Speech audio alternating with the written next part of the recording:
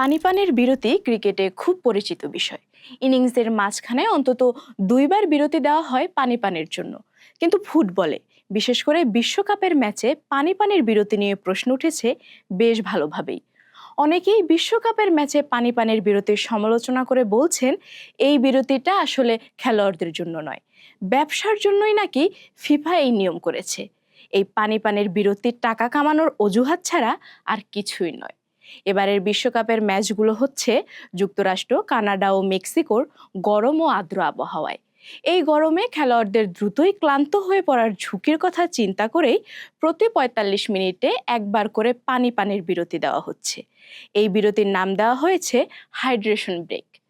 ক্রিকেটে অবশ্য পানির বিরতির কোনো কেতাবি নাম নেই, সরাসরি তাকে ড্রিঙ্কস ব্রেক বলা হয়।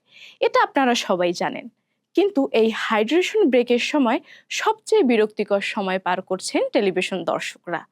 ফুটবলের উত্তেজনা ও রোমাঞ্চের মধ্যেই বিজ্ঞাপনের ধাক্কা সইতে হচ্ছে তাদের।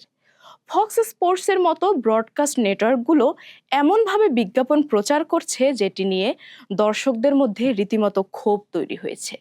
অথচ ফুটবল ম্যাচে দুই অর্থে কোনো বিজ্ঞাপন ছাড়াই সম্প্রচার করার নিয়ম এত বছর এমনটাই হয়ে আসছে।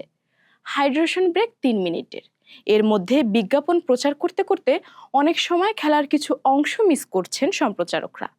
দর্শকরাও বঞ্চিত হচ্ছেন ওই মুহূর্তগুলো থেকে।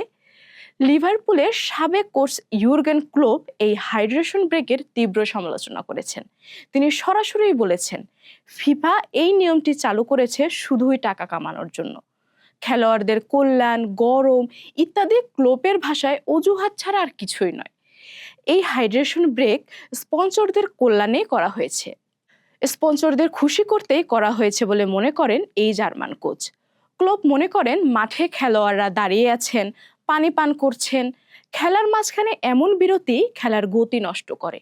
ক্লোপ প্রশ্ন তুলেছেন, এই ব্রেক আসলে কাদের স্বার্থে?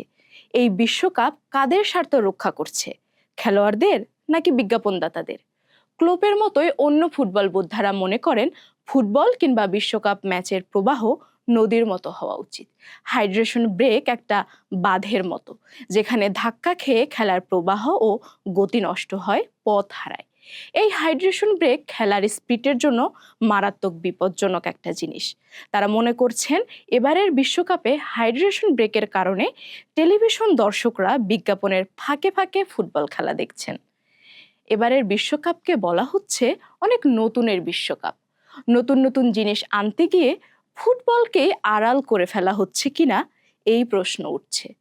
বাণিজ্য যেভাবে ফুটবলকে গ্রাস করছে, ভবিষ্যতে টাকা আয়ের নতুন কোন ফন্দি আবিষ্কৃত হতে যাচ্ছে, এই শঙ্কা ইতোমধ্যেই শুরু হয়েছে ফুটবল প্রেমীদের মধ্যে।